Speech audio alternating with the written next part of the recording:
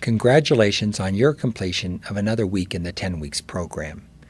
You are more than halfway down this initial pathway of financial awakening. As if it wasn't difficult enough to face the realities of your monetary debts, this week's materials ask you to dig down deep and honor your wound or lament. Were you finally willing to pay proper attention to that soul debt that has been weighing you down for all these years? Robert Bly wrote a little book that aptly describes this soul debt, entitled A Little Book on the Human Shadow. In it, he talks about the long bag we drag behind us. Early in life, he explains, we start hearing the people with the power in our lives tell us what is acceptable and what isn't. What isn't gets stuck in the bag. Maybe it's our freedom to express what we are feeling. Maybe it's belly laughing in public. Maybe it's just talking or looking a certain way.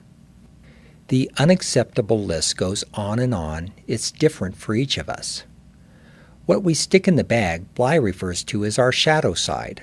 I've termed it as our soul debt in this week's material. Just like a financial debt is something we have yet to repay, our soul debt exists because we have yet to pay any attention or awareness to those core pieces of who we really are. We can go through our entire life in soul debt, never reclaiming what we gave up in order to survive in this world. Bly warns us that whatever we disown regresses and becomes hostile towards us.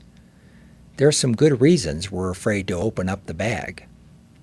He also tells us that the problem doesn't just go away because we keep such a tight knot on the bag. We end up projecting on others what we've disowned. Bly says projection is the error of attaching an aspect of our inner life onto someone or something on the outside. This way we don't have to take responsibility for it. Each of you now have a clear way to notice what financial debts you still owe. At the end of every month, you print up a new net worth report, and there they are under the liabilities section in black and white. Bly's comments gives us some insight into how to recognize if we continue to carry a large burden of soul debt. If we are easily triggered or upset by how life or certain people make our existence miserable, then the chances are we are deep in soul debt and need to open up that long bag we've dragged behind us for all these years. If we were happy with ourselves, we'd be less bothered by others. Sooner or later, we get tired of living as a mere sliver of who we really are and are willing to open the bag and reclaim all those disowned parts of ourselves. Those angry, disowned pieces are soon our best friends as we embrace them with gentleness and compassion. Can you honor the sadness of living as a mere sliver of yourself for all these years? Can you stay rather than leave with these feelings and finally pay attention to your soul's cries? Remember, this is a journey of awakening. It's not like you have to fix this right now so we can move on. Hermes told us that this journey of life between worlds was full of excitement. Shouldn't he have also added, and terror?